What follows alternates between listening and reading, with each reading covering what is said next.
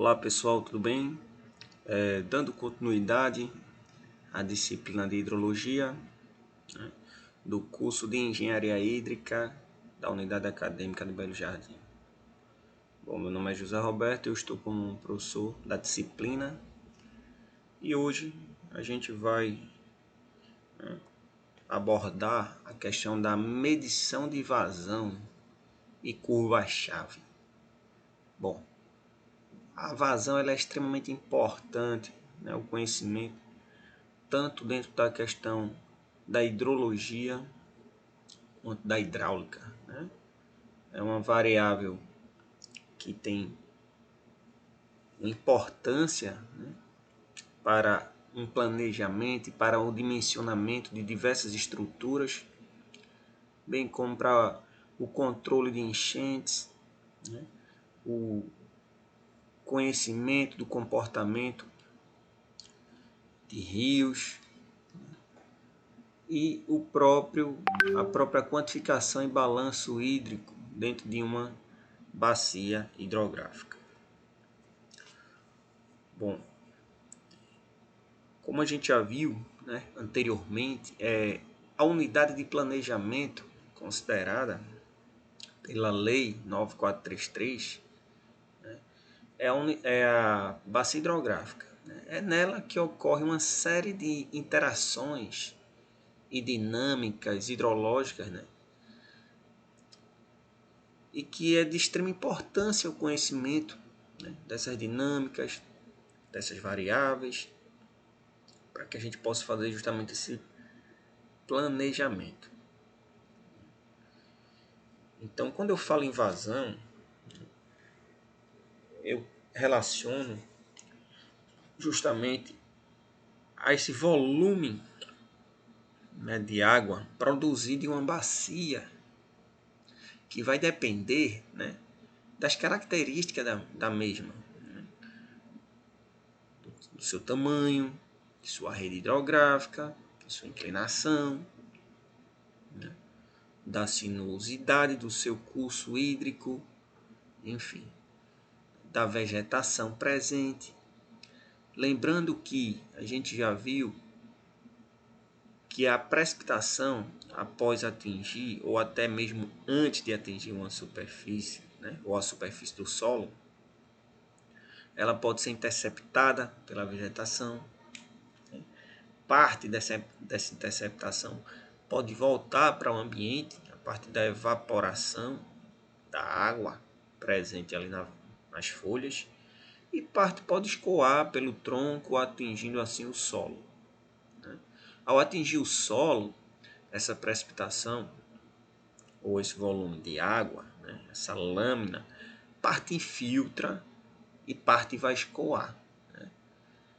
O escoamento ele pode ocorrer tanto após o solo atingir sua capacidade de campo, né, após eventos pluviométricos consecutivos, ou seja, o armazenamento, né, de água chegar num nível, vamos dizer, máximo, e aí você tem a geração de escoamento após esse fenômeno, ou se a intensidade de chuva for maior que a velocidade de infiltração básica do solo. E aí a gente vai ter a geração de escoamento em função dessa intensidade de chuva. Né? Esse escoamento ele vai tender a ir para as áreas mais baixas das bacias, ou os talvegs, né? Ou a rede de drenagem. E aí a tendência é que vá para um canal principal ou rio principal, e que esse rio principal ele siga até um ponto mais baixo, que pode ser uma barragem, um açude, um outro rio. Né? Então seria o exutório, vamos dizer assim, da minha bacia hidrográfica, que vai depender da minha escala de estudo. Né? Antes de chegar no exutório, é extremamente importante, ou dependendo da área de interesse da bacia, poder avaliar, né, o volume de água que é gerado, né, para que a gente possa fazer um planejamento agrícola, para que a gente possa fazer um planejamento de uso dessa água, enfim. Então, o deflúvio, né, gerado em uma bacia hidrográfica, ele é a altura total da água que passa justamente em um determinado período ou período chuvoso por uma seção transversal do curso de água, né? E aí a gente pode ter uma vazão anual, uma vazão mensal, semanal ou diária. Ou seja, existe uma variabilidade, né, espaço-temporal dessa vazão, que ela é resposta de um evento chuvoso e também das características da bacia. Então esse deflúvio ou a precipitação ela é geralmente dada em milímetros, né, de altura de água. E aí 1 milímetro equivale a 1 litro por metro quadrado. E a altura da lâmina de água tendo como referência um plano pré-estabelecido, ou seja, uma cota, né? Então eu tenho na minha bacia hidrográfica uma condição de diferentes cotas ou declividades e aclives em função da topografia existente. Quando eu falo em vazão, né, nada mais é do que um volume de água, né, que passa por um determinado tempo em uma determinada seção. Essa seção ela pode ser, né, uma seção natural, né, que aí seriam as calhas dos rios, riachos, ou pode ser um canal construído, né, ou uma seção de controle para que a gente possa ter aí a medição de vazão, vamos dizer assim, de uma forma mais precisa, né? Então, existem técnicas, né? Como é que eu vou calcular minha vazão? Como é que se calcula a vazão de um rio? Como é que se calcula a vazão no canal? Né? Como é que eu calculo uma pequena vazão, por exemplo, na minha residência? Né? Então, existem técnicas para efetuar essa medição. Então, o que é uma vazão? Nada mais é do que a quantidade de um líquido que passa através de uma seção por unidade de tempo, né? E essa quantidade de líquido pode ser medida em unidades de massa, de peso ou de volume, sendo a unidade volumétrica a mais utilizada. E aí a gente pode apresentar ela em litros por segundo, litros por minuto, litros por hora, metro cúbico por hora, metro cúbico por segundo, enfim. A gente pode ir trabalhando de acordo com a necessidade da informação. E por que devemos medir essa vazão? Como a gente já bem falou anteriormente, né? É necessário conhecer o volume de água que passa naquela seção, em um trecho de um rio, né? Em um canal, por exemplo, para irrigação, em um canal para abastecimento de água. Então, como é que eu vou dimensionar, né, esse canal para que ele possa transportar o volume necessário? Para isso, eu tenho que dimensionar ou calcular a vazão que vai passar nessa seção. É necessário para e disponível para um monte de projetos, né? Dentre eles, como só exemplo aqui, projeto de irrigação. Todo projeto de irrigação exige a demanda e o conhecimento da vazão, assim como um projeto de abastecimento de água, né? Projetos relacionados à infraestrutura hídrica como um todo, seja saneamento, né? Drenagem, enfim. A vazão ela é o elemento chave para realizar o dimensionamento, né? Seja de uma barragem, né? Seja de um canal, enfim. Controlar a vazão ou volume de água, por exemplo, na irrigação, né? uso racional, já que a gente fala que a irrigação ela é extremamente um dos maiores consumidores de água no mundo, então é de extrema importância a gente ter esse monitoramento, essa quantificação de vazão, para que a gente possa subsidiar o dimensionamento de projetos, né? Projetos que possam ter uma melhor eficiência, que eu possa racionalizar justamente esse uso da água, essa aplicação, né, nas minhas áreas. Então, a quantificação da vazão a ser colocada em, por exemplo, um suco de irrigação, né? Falando em irrigação aqui, muita irrigação, porque, como falei, uma das atividades que mais consome água, e vou dar um exemplo aqui de uma área, né? A área de perímetros irrigados, onde você tinha, por exemplo, no município de Bimirim, onde você tinha um desperdício elevado de água em função justamente de uma falta de controle de vazão, tanto na liberação, quanto na condução, né? Quanto na distribuição para os diferentes áreas ou lotes irrigados, e a irrigação ainda era por superfície. Dessa forma, além de promover um consumo excessivo de água, promovia também uma promover erosão de solo, salinização, ou seja, impactos ambientais naquele local por uma falta de manejo, né, ou por uma falta de conhecimento e controle relacionado a volume de água. E aí, estimar a perda de água ao longo do sistema de distribuição, né? Ou seja, avaliar se a vazão liberada ela chega, né, até um, um último lote de irrigação, a uma residência, né? Então, enfim, é extremamente importante conhecer essa variável, saber medir, né? Existem métodos de medição de vazão, diferentes métodos volumétricos, gravimétricos, né? Estruturas hidráulicas que auxiliam nessa medição, né?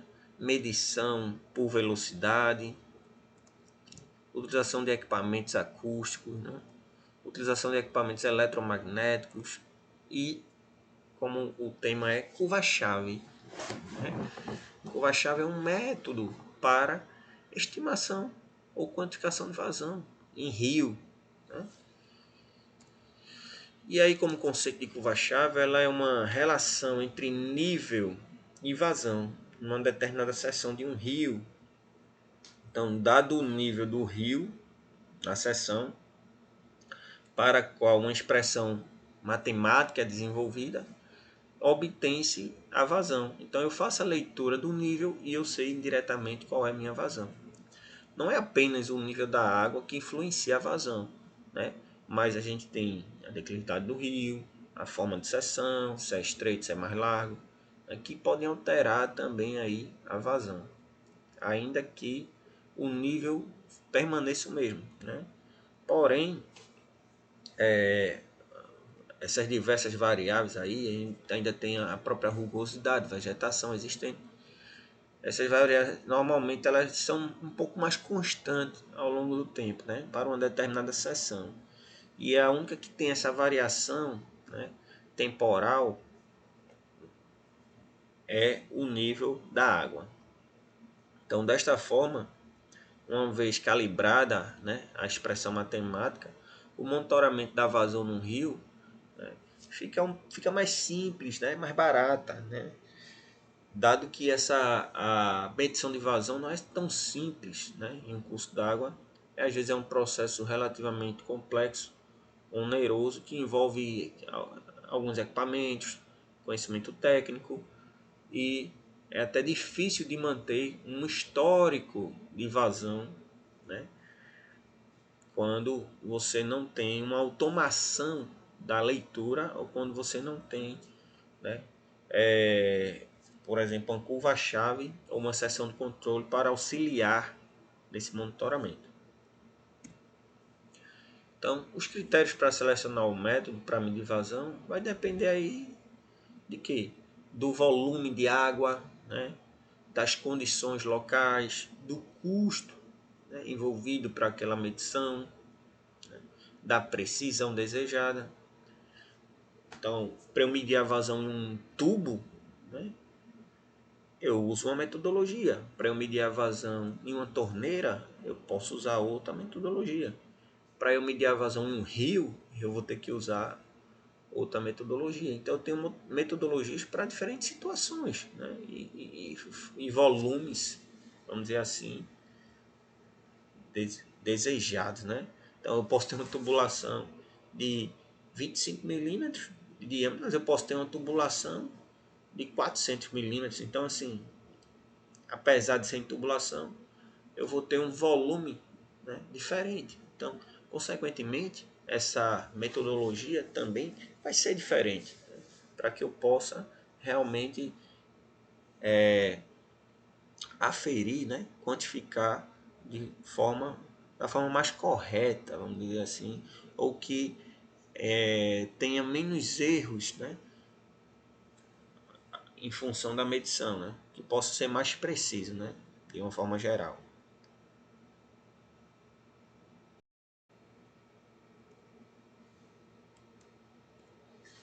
Bom, então, o conhecimento, né, da área, da seção de escoamento é indispensável, né, para o cálculo de vazão.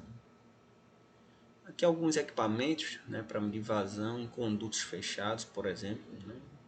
Então, temos aí medidor de vazão tipo turbina, né? Então, ele é inserido aqui dentro da tubulação e por velocidade, né?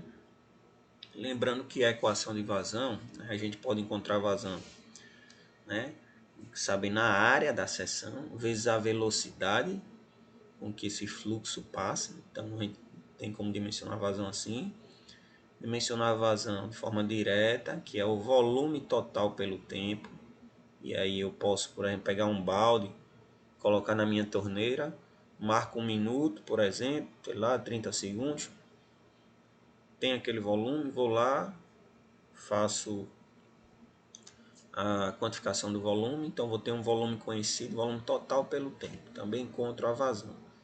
E encontro vazão através de outras equações, né, de estruturas, né, hidráulicas, que vão me dar vazão de forma indireta, através do nível, né, da altura da água, a lâmina de água que passa naquela seção ali conhecida. E aí eu também tenho esse medidor ultrassônico, né, portátil, onde também eu sei contra a velocidade com que esse fluxo está passando dentro da tubulação. Então isso aqui ele fica inserido, né? Temos aí para medir o volume também. Então na residência vocês vão ter o hidrômetro, né? Então o hidrômetro ele vai marcar ali o volume. Então você pode também, através de um hidrômetro, encontrar, né, a vazão, medindo aí o tempo e o volume que passou pelo tempo. Contra a vazão, né, temos aquele digital, né? Então tem como automatizar também a questão da automação, né? Ligar isso a um software, a um computador, né, para acompanhar via software essa vazão, né, que passa aqui constante numa tubulação. Eu posso ter aí o conhecimento da vazão de diversas formas, usando aí equipamentos de pressão, por exemplo, medidores de vazão magnético, né? Então aí vai depender do custo, né, operacional, né, do conhecimento do operador, do tamanho da tubulação, enfim, da necessidade, né? Eu posso medir vazão em condutos livres, usando seção de controle, tipo vertedouros, né? Vertedor retangular, vertedor triangular para pequenas vazões, vertedor misto, onde eu tenho uma seção retangular e uma seção triangular, né? Calhas Paschal, então esse sistema aqui, ó, onde eu tenho uma equação. Então eu faço a verificação da altura com que a lâmina passa nessa calha, e aí através de aferição e controle, né, e teste em laboratório, cada calha ela tem uma equaçãozinha. Você tem calhas de diversos tamanhos, pequeno de para canais de pequeno porte, para canais de grande porte, enfim. Então, das estruturas hidráulicas, né? Então eu tenho essa demanda. Posso encontrar vazão em rio usando um equipamento simples, que é um flutuador, que eu posso, ter um isoporzinho com um pêndulozinho, um pesozinho. Então eu jogo e vejo a velocidade, né? Faço algumas repetições para ter a velocidade, né, que da água, né, superficial. Então eu posso encontrar a velocidade, aí eu tenho a área da seção, eu chego na vazão. Eu posso calcular essa vazão também usando molinetes, né, micromolinetes ou molinetes, né, que através da hélice eu tenho a medição justamente da velocidade, aí eu tenho que encontrar a área da seção. Se for uma seção regular, né, construída, que a gente chama de seção de controle, então eu tenho facilmente a área. Se não fosse uma seção natural, eu tenho que fazer justamente o levantamento topográfico do perfil, né, dessa seção. Se for um canal, eu também tenho as medições do canal. Eu posso usar sensores ultrassônicos, eu posso usar sensores de pressão, né? Então aqui um exemplo de um sensor de pressão sendo utilizado para medir a vazão de uma pequena parcela, né, experimental, onde ela estava delimitada por alvenaria, e tudo que chovia aqui, partes infiltrava, partes escoava. Então o escoamento especial sendo medido aqui de forma indireta em um vertedor tipo triangular, e aí nesse vertedor triangular eu tenho uma equação específica, né, que a partir do H, né, ou altura do nível da água, eu consigo de certa forma calcular a vazão para esse tipo de estrutura. Então eu tenho aí automação aqui, tem uma leitura, ela pode ser manual, ela pode ser uma leitura automatizada, né? Tudo que vai depender de quê? Do custo, do poder aquisitivo, da necessidade, da eficiência, da precisão, né, da leitura. Então os métodos diretos, então aí é o método volumétrico, né? Então eu tenho um determinado volume por tempo, geralmente para fluxo pequeno, né? E aí é importante realizar pelo menos 3 repetições. E você tira uma média para saber qual a vazão, né? Como exemplo, pequenas descargas, tais como nascente, canalização de pequeno diâmetro, laboratório, né, vazão de aspersores, de gotejadores, enfim. E aí você tem essa medição. Quanto maior, né, o número de repetições, né, maior a precisão você vai ter dessa vazão. Tem os métodos diretos para medição de vazão. E aí, como exemplo aqui, um canaleiro, né? Canaleiro é uma pessoa um profissional responsável aqui pela distribuição de água, por exemplo, em canais, para distribuição, para irrigação, né? Aqui no caso, ele realizou uma coleta de água num sifão e um balde, pesou, né? Aqui tive o método volumétrico, aqui é o método gravimétrico, né? Se ele não tem como ver pelo volume, mas ele também tem que ver como pelo peso, né? Ele pesou um balde em uma balança, deu 20 quilos, né? Considerando que 1 quilo de água é igual a um litro, né?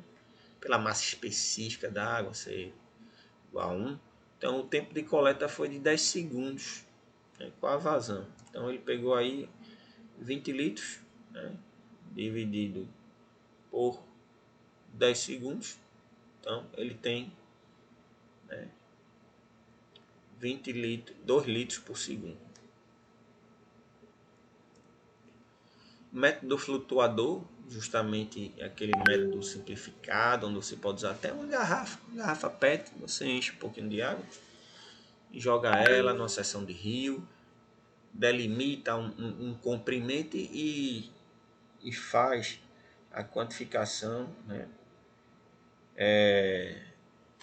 do percurso, né? Então, um exemplo, você demarca aí 10 metros de comprimento para essa garrafa percorrer, ou esse flutuador, joga o flutuador no ponto zero, até ele chegar a percorrer 10 metros, qual foi a velocidade, né? Tantos metros por segundo, por exemplo, 10 metros em 15 segundos, então você tem a velocidade.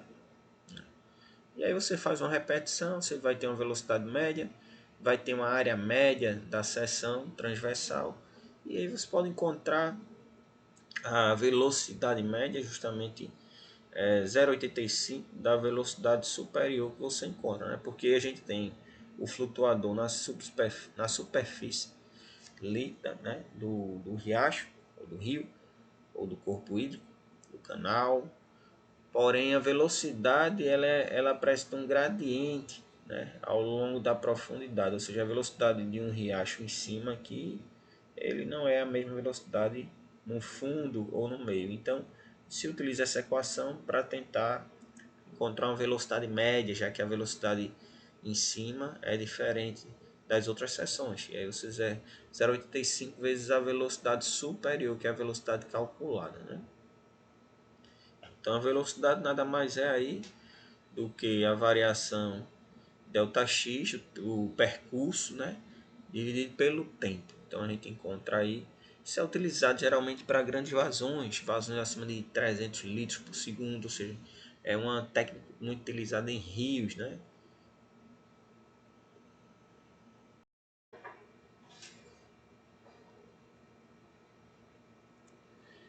Então como calcular aí? Justamente pegando essa distância percorrida, né, pelo tempo. Um exemplo, né? Se a gente pega um flutuador e ele demorou 20 segundos para percorrer o trecho entre o ponto 1 e 2, né? Entre o ponto 1 e 2 a gente tem 10 metros de distância. Então eu pego aí, né, 10 metros dividido por 20 segundos. Então a minha velocidade é de 0,5 metros por segundo. Então isso eu repito, né? Eu faço repetições para que eu possa ter um valor, né? Um valor médio de velocidade na parte superior e depois eu entro naquela equação lá, multiplico por 0,85, né? Para encontrar justamente minha velocidade média. E aí, a partir da velocidade média, a gente também vai ter a área média da seção transversal e encontra a vazão, né, específica lá para o determinado riacho, né? Considerando então que nesse exemplo a velocidade, né, superior foi 0,5, né? Então multiplicando pelo 0,85 a gente tem uma velocidade média de 0,425 metros por segundo, né? Considerando que a área da seção seja de 1,5 metro quadrado, então no final essa multiplicação a gente vai encontrar uma vazão média de 0,64 metros cúbicos por segundo. Ou se a gente quiser apresentar em outra unidade, posso dizer que isso é igual a 640 litros por segundo. Lembrando que 1 metro cúbico é igual a 1000 litros. É só fazer analogia com uma caixa d'água, né? Então uma caixa d'água ela é de 1 metro cúbico e aquele 1 metro cúbico ele tem uma capacidade de armazenamento de 1000 litros. A gente tem um método vertedor, né, que são estruturas, né, simples, abertas, porém com uma área conhecida, né? Pode geralmente é instalado em cursos de águas naturais ou até mesmo artificiais para poder ter uma estimativa de vazão de uma forma mais precisa. Só que aí eu tenho limitações, né? Por exemplo, vou pegar um rio com uma seção muito grande, um rio na região Amazonas, por exemplo, né? Ou o São Francisco, é complicado eu construir um vertedor, né? Então ele tem é para pequenos cursos de águas, canais, com vazão média aí entre 10 e 300 litros por segundo, né? Sendo mais recomendado para essa faixa etária aí. Alguns cuidados na hora da instalação, a questão da soleira, né? O nivelamento da estrutura, né? Tem que as paredes se vai ser delgado ou não, ou seja, você vai ter contração nas laterais ou ele vai ser todo completo. E aí tem esses critérios, né, de construtivos, né? Tipo de vertedor, então tem um vertedor triangular, então aqui é a equação ó, do vertedor triangular. Então eu só monitoro o H, né? Qual é o meu H eu consigo chegar na vazão. A vazão ela é 1,4 vezes H elevado a 5 sobre 2. Então aí tem que levar só em consideração que a inclinação ou né, esse ângulo formado é de 90 graus, né? Esse triângulo aqui forma um ângulo de 90 graus. Eu tenho um vertedor circular, um bueiro é uma forma de vertedor circular. Tenho também a equação. Tenho vertedores retangular e aí eu tenho um vertedor com contração lateral, que são essas paredes. Imagine que aqui é a largura do rio, então eu tenho uma parede e eu concentro no centro do rio o vertimento da minha vazão, ou eu posso ter simplesmente um vertedor sem contração lateral, né? Ele totalmente aberto, seja construir só a parede, ou seja, a regularização, e aí com contração eu tenho aqui só uma diferença pequena aqui na equação, 1,84 e sem contração ele é 1,85 a vazão para encontrar, né, a equação. Eu tenho um vertedor trapezoidal, né, que aí também tem a equação específica, né, e aí traz essa informação também com relação à inclinação, né, desse vertedor.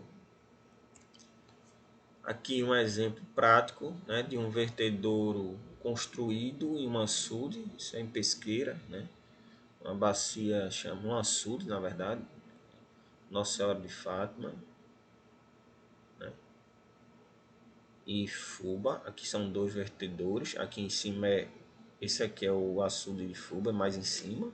Então o vertedor tipo retangular e aqui ó uma seção mista, ele tipo triangular, né?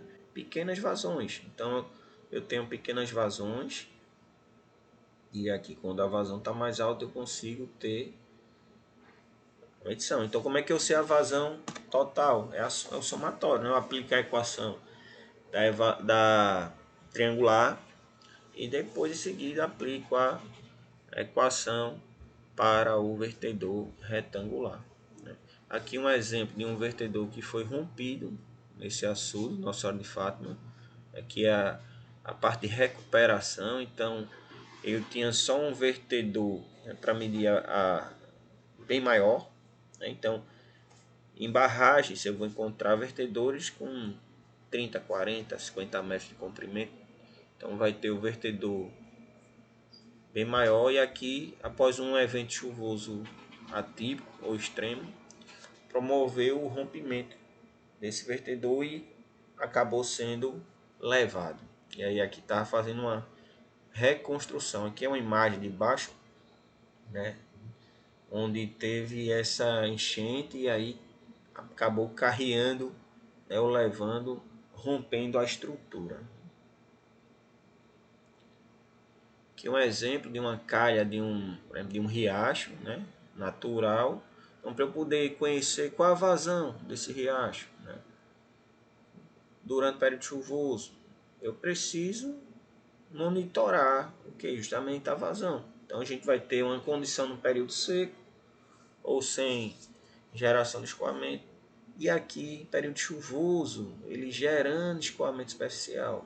Então para que eu possa monitorar, que eu possa planejar, que eu possa conhecer ou até fazer um balanço ou uma resposta de chuva-vazão, né, extremamente importante para projetos, é necessário fazer essa medição, né? E aí, professor, como é que eu vou medir então no rio? Qual a técnica que eu vou usar? Vai depender do tamanho do meu rio, né? Vai depender do tamanho do meu rio. Então, eu vou ter que instalar o que a gente chama de estações fluviométricas, né? A estação fluviométrica ela pode ser composta por pontes que vai me possibilitar acesso para medições de velocidade, né? Ou instalação de equipamentos que possa fazer esse monitoramento de forma contínua, automática, né? E aí eu posso ter sensores, né? Ultrassom, tipo sensores de pressão, que vai dar carga hidráulica ou H aqui. Ah, só com H numa seção natural de rio eu vou conseguir medir a vazão? Bom, eu vou ter que ter a área, né? Vou ter que ter a área e medir a velocidade.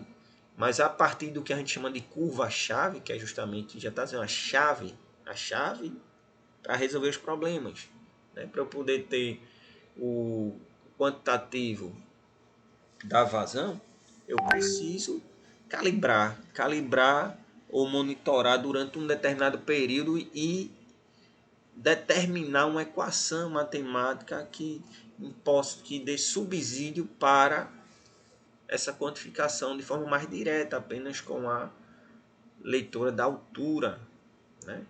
E a gente vai ver como é que faz isso. Eu posso botar linígrafos, né? Tipo de boia ou linígrafo, ou sensores, né? Ultrassônicos, por exemplo, numa ponta para ver essa variação de nível. Enfim, a instrumentação existe, depende de cada situação. Aqui um exemplo, outro exemplo justamente na bacia do Jatobá, também em Pesqueira, antes, né, a montante daquele açude lá, uma seção para medição de vazão, uma seção de controle tipo mista também, né? Então a gente tem o triangular para essas pequenas vazões e aqui, ó, tem uma comunicação com um sensor de pressão, né? Para que através do o sensor de pressão ele dá a carga hidráulica, né? A altura da água que está presente ali acima do sensor. E aí a gente ia em campo e descarregava através de um computador. Então esse sensor ele ficava lá registrando essa altura da água, né? De forma aí constante, a cada 10 minutos, meia hora, uma hora. Então a gente programava e depois descarregava esses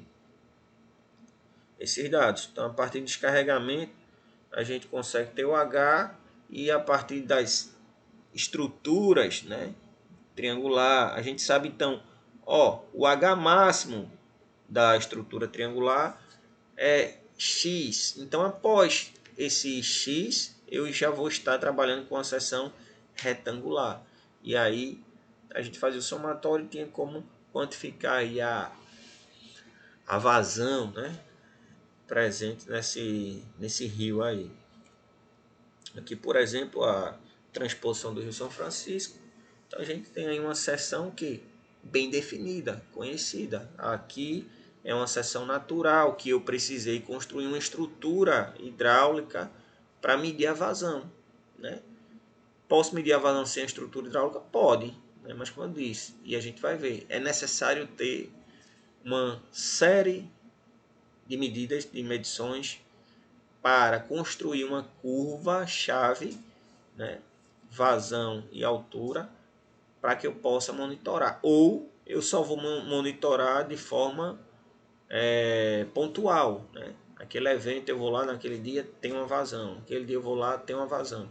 Para que eu possa ter um histórico por dia, de hora em hora, eu preciso ou de construir a curva-chave, ou ter um sensor automático para que possa me fornecer a informação de nível, ou eu tenho um observador, pode ser uma pessoa que vai lá e faça uma leitura uma vez por dia, ou 2 vezes por dia, ou após um evento de chuva, dependendo do dia, enfim. Vai depender do nível de informação, do detalhamento que você precisa. Nesse caso da transposição, O canal ele é dimensionado, né, para trabalhar até um certo nível, e a partir do conhecimento da estrutura, né, base maior, base menor, inclinação de talude, é necessário dimensionar aí a vazão, né, a vazão específica que está passando ali nesse canal, que aí depende da velocidade de escoamento, que tem uma relação com a declividade do canal, o tipo de material, né? Ou seja, a rugosidade, e a gente vai ver isso numa equação, que é a equação de Manning, que tem em consideração justamente a declividade e uma rugosidade, né? E aqui é uma seção trapezoidal, né? Aqui a gente trago um recorte de várias estruturas hidráulicas aqui no perímetro irrigado de Ibimirim, né? Então aqui que a gente chama de tomada d'água, que é o início do açude. E aqui cada estrutura dessa, ó, cada comporta dessa, ela permite a liberação de um determinado volume conhecido. E a partir do volume conhecido que está sendo liberado, aqui é o controle da vazão. Eu posso liberar uma vazão X, né, para esse canal, para que ele possa conduzir, né, aqui é o canal, uma das margens do canal, conduzindo a água para fins de irrigação, né? Então eu tenho canais principais, que são os canais de condução para o sistema, tenho canais secundários que menor porte, tem canais parcelares, né, dentro das parcelas dos irrigantes. Então, essas estruturas são estruturas de liberação de vazão. Então, cada estrutura dessa aqui tem uma quantidade de vazão a ser liberada, e aí a gente pode ter a gestão, por exemplo, do volume ou da vazão a ser liberada por lotes de irrigantes. Aqui é um ensaio, né, de vazão, né, quantidade de vazão direta, né, em função de que a irrigação aqui era por suco, né, por superfície. Então a água vem num canal parcelar e aí o irrigante usa o que? Um sifão, né, para jogar a água do canal para um canal de terra, né, da área do lote a ser irrigado. E aí, será que a vazão liberada num canal atende à vazão ou a quantidade de sifão que ele utiliza, né? Ele vai gerar uma vazão necessária, né, para essa irrigação. Então é necessário conhecer também o que? O diâmetro do sifão aqui e feito um cálculo aqui rápido de vazão por sifão. Então se ele coloca aqui 10 sifões, né, cada sifão vai ter uma média de vazão que também vai depender da carga hidráulica, ou seja, da altura da água que vai estar presente aqui num canal, né, de irrigação. Então aqui um recorte também de uma estrutura, né, na liberação de um canal parcelar. Eu não me recordo, mas cada estrutura dessa aqui, ó, sei lá, 5 litros por segundo, 10 litros por segundo, 20 litros por segundo. Cada uma dessa aqui tem uma numeração. E aí o canaleiro, o operador vai abrindo, liberando de acordo com o volume, né, ou a vazão específica ali para cada lote. Aqui foi na época um treinamento, né, que eu dei do pessoal para os canaleiros na época. Então, justamente um treinamento sobre medição de vazão, sobre controle, né, uma vez que eles iniciavam a operação, mas não tinha essa formação, né, técnica, então era meio que tudo na prática, né, mas o conhecimento teórico, então foi bem interessante, porque eles gostaram bastante, né, e aí eles já tinham uma prática, mas faltava essa base teórica para se tornar mais eficiente, né, esse controle. Tem medidores aí tipo Flume, né, as calhas Paschal. Então, em média, a equação da calha Paschal, né, para saber a vazão, ela é A vezes H sobre B. E aí os coeficientes experimentais, A e B, né? Então isso vai depender do fabricante, do tamanho da calha. Mas aí a vazão ela é justamente A altura, jogo aqui, tem os coeficientes que geralmente vem no manual do fabricante. Posso automatizar ou posso fazer uma leitura manual, tá tudo certo.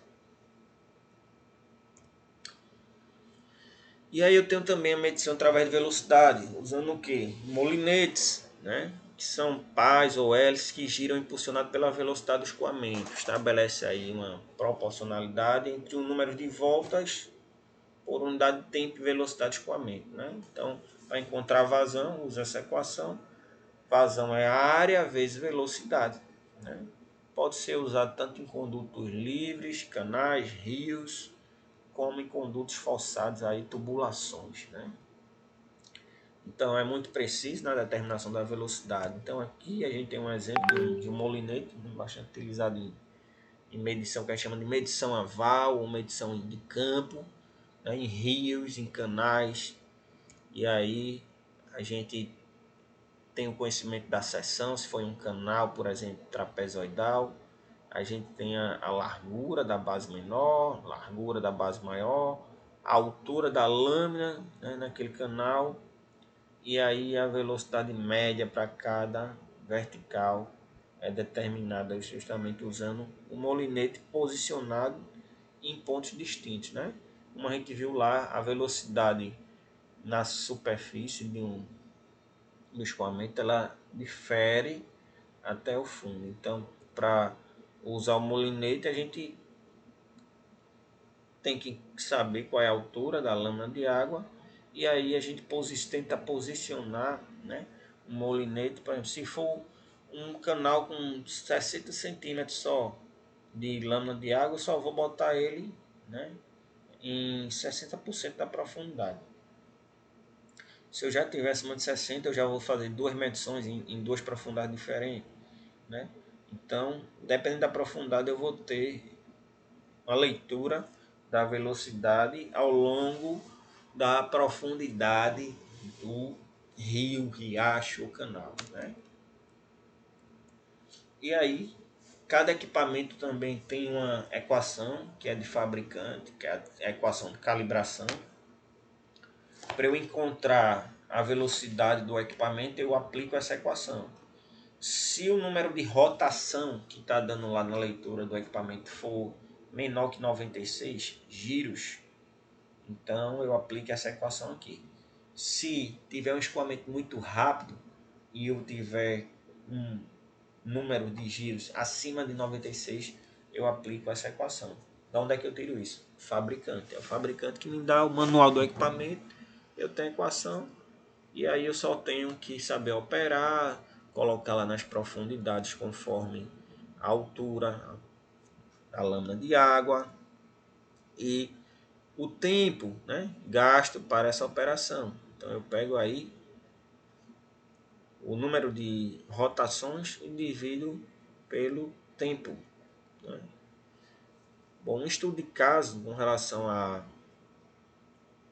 construção, né, de uma curva-chave, né, isso era foi um trabalho de pesquisa, do Valdemir, né, que era um grande amigo meu, então a gente fez doutorado, trabalhou junto durante muito tempo, mas esse foi um estudo do mestrado dele na época, na bacia que a gente chama Bacia do Mimoso, né, que fica na bacia do Alto Ipanema, em Pesqueira, né? Portanto, bacia aí do rio Ipanema, que é um afluente, né, da bacia de São Francisco.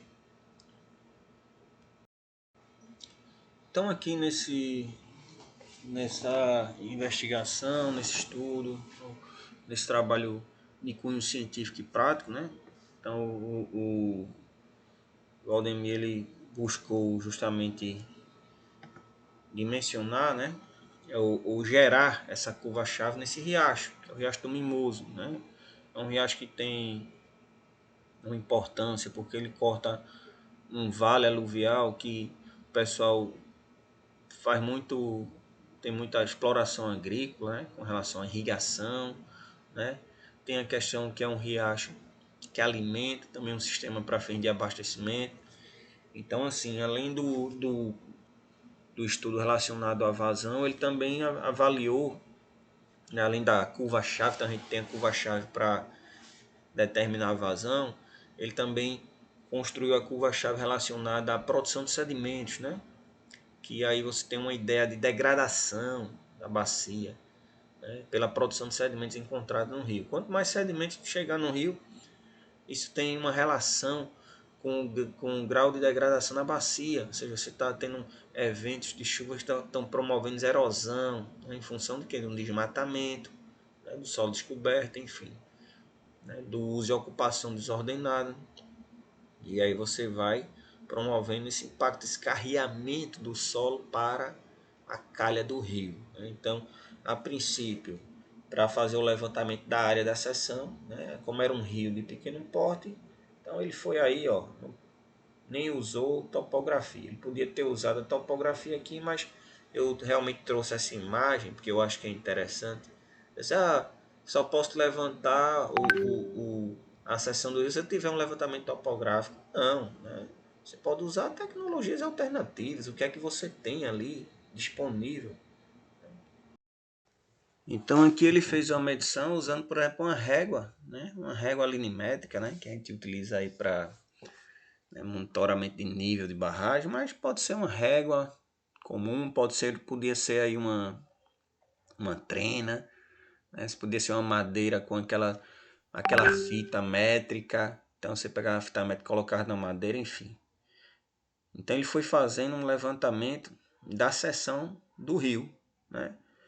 O rio natural do Riacho Mimoso. Então ele foi monitorando, ele passou uma fita, né? Ou seja, considerou lá o ponto zero, né? Que ponto zero é esse? Sei lá, qual a altura aí? A altura pela máxima que o rio chega, né? Como é que eu sei? Pô, não conheço. Então. Aí você chega, conversa com alguém da região, da localidade, né? Observação de campo pela a marcação da água, sei lá, em algum ponto do solo, enfim. São características que você pode observar. Então ele já considerou ali o ponto zero dele, né? Para delimitar essa seção, né? E na verdade, ou pegar, você considerar aí ter esse perfil, né? E aí ele saiu várias subdividindo em vários perfis, né? E aí o riacho tinha 15 metros de largura, né? E aí ele saiu fazendo várias medições, né? A maior profundidade ficou 3 metros, né? A seção local mais profunda, então ele tinha 3 metros de profundidade, em média ali, próxima a 3 metros, um pouquinho menor. E aí você tinha uma seção, né? Como é que eu encontro a vazão, né? Então vazão quem é? A área vezes a velocidade, né? Então, ó, eu tenho um instrumento para medir velocidade, que é o molinete, né? E eu preciso da área. E aqui ele está fazendo o quê? Justamente construindo a seção para identificar a área. Só que a área não é regular, né? É irregular. E aí eu preciso ter qual é a minha área aqui. Eu posso, a partir desse desenho, ter o desenho, o esboço, e pegar num software aqui, como tipo AutoCAD, fazer aqui, calcular, mencionar e achar a área. Ou até outros softwares mais simples, né? Um Culvímetro, pegar e calcular e ter a área. Ou eu posso ir justamente, ó, fazendo como se fosse construindo minhas figuras geométricas conhecidas, né? Quadrados, retângulos, triângulos e aqui, ó, passou, cortou para cá, chegou aqui, eu vou ter um monte de retângulos, um tanto por tanto, encontrei a área. Passei aqui, vou ter mais tantos retângulos, passei aqui, vou ter mais tantos retângulos, até ficar os triângulos, e aí eu vou encontrando é uma forma, né, também de encontrar através da geometria, né, cálculo por geométrico, né? Então, conhecida a área da seção, então ele tem uma área total ou aproximada, né, por conta desses mini triângulos aqui formados. E aí, como é que eu calculo? Ó, tem um mini triângulos aqui e ele pode, qual é a altura, e encontrar a área. Após encontrar a seção, ele justamente usou o molinete, né, na profundidade lá específica, em função de quê? Da profundidade da lâmina de água encontrada, né? Então, para determinar essas variáveis, né, como altura, vazão e velocidade do escoamento, foram realizadas campanhas. Não fez uma medição só, né? Foram várias campanhas durante o período chuvoso de 2 anos, né? 2009, 2010. No total foram 22 medições, né, de descarga líquida. Também só dá para fazer a medição quando tinha água no rio, porque esse é um rio intermitente, né? Só tem água durante o período chuvoso e depois um determinado trecho e depois cessa. E aí você só fica com água com fluxo de base, o fluxo subterrâneo. Então é um riacho, inclusive, que nem está escoando muito dessa forma, porque está tendo muita extração, né? Durante os períodos secos foram construídos vários poços, né, ao longo do rio, e essa extração, né, excessiva faz com que não consiga se ter a recarga e, consequentemente, o escoamento especial, né? E aí, a partir da medição aqui da velocidade, né, encontra-se lá o número de rotação, joga na equação e aí dá para encontrar a velocidade média. Tendo a área e a velocidade, é possível estimar a vazão, né? Atrelado a isso, né, então ele levantou a seção transversal e depois, aqui, por exemplo, eu posso ter uma,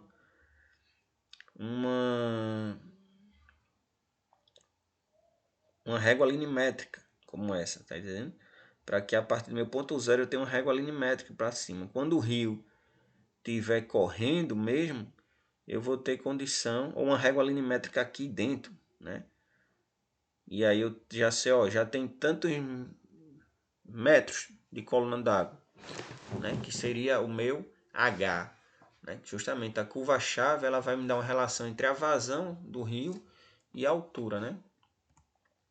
E aí eu adicionalmente, né, nessa seção onde ele fez essas medições, foi instalado um sensor, ó, automático, né? Um sensor automático, e aí a gente considera como uma estação fluviométrica, né? Então a gente tinha um data logger automático para armazenar informação, um pluviômetro aqui, ó, automático também, e esse sensor, né, de pressão ou linígrafo de pressão instalado para monitorar a altura da água que estava passando naquela seção ali, né? Esse sensor geralmente ele é instalado dentro de uma tubulação que a gente chama de poço tranquilizador, né? Ele é ranhurado no fundo, é tradado, né, no solo ali, ou seja, é feito uma ligação, né, desse tubo com o fundo ali do riacho, né, para ter uma comunicação, né, a água entra, tem uma outra tubulação aqui que faz tipo um L, entra, a gente bota uma tela para evitar que entre, né, ou que entupa o sistema, a água passa, esse sensor fica dentro desse tubo, desse poço, e fica monitorando aqui. Então a proposta também foi fazer medição, né, em loco, acompanhar de forma manual e comparar e ajustar para o sensor automático. Para aí você, quando você ajustasse o manual com o automático, você eliminava a questão da leitura manual, né?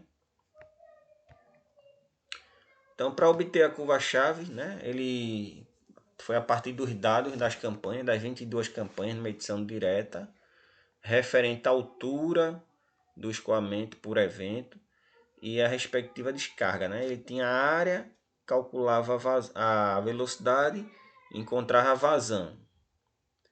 E aí, com auxílio também da medição do linígrafo, né? Que é esse sensorzinho aqui, o linígrafo de pressão, foi utilizada a equação de Manning, né? Essa equação aqui embaixo, né? Que leva em consideração justamente o coeficiente de rugosidade, esse N, que é tabelado de acordo com o tipo de seção, se é concreto, se é canal natural, se é canal vegetado, se é canal de solo compactado, enfim, vai depender da situação que encontra. O A é a área, né? A área da seção transversal, aqui o raio hidráulico dessa seção também, e o I é a declividade aqui da seção ali do transversal, né? Então, a partir desses dados calculados também em campo, né? Esse é o parâmetro geométrico, né? Dali da seção, se calcula a vazão, né? E aí você tem justamente um acompanhamento, né? Através das medições, né? De descargas, então no momento das medições diretas, então você compara também e aí tem um exemplo, né, um hidrograma de resposta, acho que essa barrinha pretinha invertida é a chuva, né? Então a precipitação, ó, em milímetro e a resposta da chuva. Então, inicialmente começa a chover, mas não escoa, né? Tem o que é que ocorre aqui? O processo de infiltração. Então, foi necessário chover um determinado volume para que o solo que em parte infiltrasse, fosse dando a recarga no solo, para posteriormente gerar o deflúvio e aí você ter o tempo de resposta aqui, que era a vazão. Ó, a vazão, né? Então aqui é um evento de chuva, por exemplo, ocorrido entre os dias 5 do 5 de 2019 e 6 do 5. Então aqui é um registro a cada 5 minutos da precipitação. Então começou a chover, mas logo no início da chuva, ó, de 8 horas da noite, não teve resposta. A resposta só foi, né, um pouco depois de 11 horas e 45 minutos aproximadamente, teve a resposta do escoamento especial. Então aí você tem a questão da infiltração, você tem a questão da intensidade de chuva associado, e você tem também o que a gente chama de tempo de concentração, né, da bacia. Então aí a parte chove, mas até chegar nessa seção de controle precisava de um tempo de concentração ali para ter essa resposta de escoamento, né? Isso é bastante importante, tá, pessoal, no sentido de controle de enchentes, né, em cidades ou bairros, locais próximos a áreas de risco, né? Então você ter em quanto tempo eu vou ter uma geração de escoamento, né? Então aqui, ó, dá um tempo de começou a chover, então eu tenho um tempo de resposta aqui, ó, começou a chover na cabeceira da bacia, eu tenho um tempo de resposta, quanto tempo? Para que o pessoal possa se mobilizar ou sair das áreas de risco, enfim. Aqui é a parte já de calibração, ó, leitura manual da vazão e a leitura automática do linígrafo. Então a resposta do H, né? Nem vazão, o H, né? O H. Então aqui eu tenho o linígrafo lendo a leitura o H, o nível, e aqui é uma leitura manual do nível, né, diário, né? Então por dia aqui eu tenho um nível, aqui é a leitura da régua, justamente leitura manual, e a leitura do sensor automático, né? Então promovendo aqui, né, o que a gente chama de uma equação de 1 para 1 aqui, ó. Então um R2 bem elevado, né? Quase 1. Então a resposta, então, ó, quem é Y na equação? Y é a leitura na régua aqui, né? E aqui, ó, a leitura do sensor é X. Então eu pego, né, no eixo cartesiano aqui, xy, o valor do meu sensor e jogo nessa equação. Eu encontro qual é a leitura que está na régua, né? Então aí eu consigo ter o H. Então esse H, a gente vai entrar na equação, né, de vazão e encontrar, né, a estimativa aí da vazão, que é justamente, ó. Então aqui já uma verificação também, ó, das vazões medidas, né, e as vazões estimadas, né? Aqui é a vazão medida em campo, através lá do equipamento, e a vazão estimada de forma indireta, só pela altura, para construir justamente a curva. Então, ó, quem é que é o Y agora aqui? É a vazão estimada. E o X é a vazão medida. Então, para encontrar a vazão estimada e onde que é a vazão medida, o X aqui na equação encontro, né? E aqui, justamente, é a curva-chave, né? Então, a partir de todo aquele trabalho de campo, de medições, de calibração, né? Ele encontrou o ideal aqui, que seria a minha curva, né, de vazão, justamente, ó, cota, né, altura, vazão. Então, só com a leitura do sensor, o sensor deu quanto? 1,4 de altura tá dando lá do rio. Então eu venho aqui, subo, bato aqui ou encontro minha vazão. E aí eu tenho, que a gente chama justamente de curva-chave, é obtida entre cotas e vazões do riacho, né, com maior volume registrado aí pelo linígrafo. Então eu posso ter tanto a cota, né, ou a leitura do H por manual, pela régua linemétrica, que a gente viu que tem uma relação aqui de 1 para 1 praticamente, ou, lógico, se eu tenho um sensor automático me dando informações a cada hora, eu usar essa informação e poder ter uma dinâmica de vazão aí horária, né? E aí essa equação é o que se busca, né, quando você fala em curva-chave. Então, vocês entenderam o que é a curva-chave, né? Então, vazão como essa passagem de um determinado volume por uma determinada seção.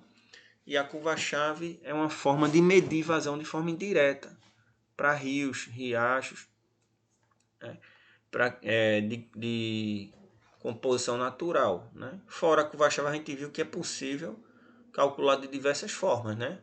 Usando estruturas hidráulicas, né, com seções conhecidas, mas nem sempre é possível instalar essas seções e tem um custo, né? Tem um custo.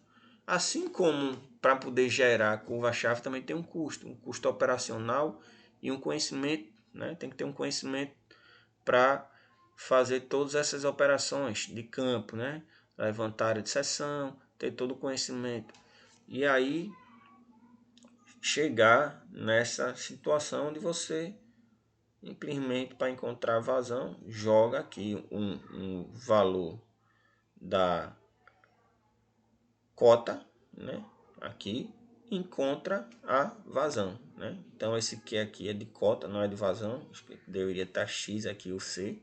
Então você pega o 4,7162 vezes a cota observada. A minha cota foi 1,3.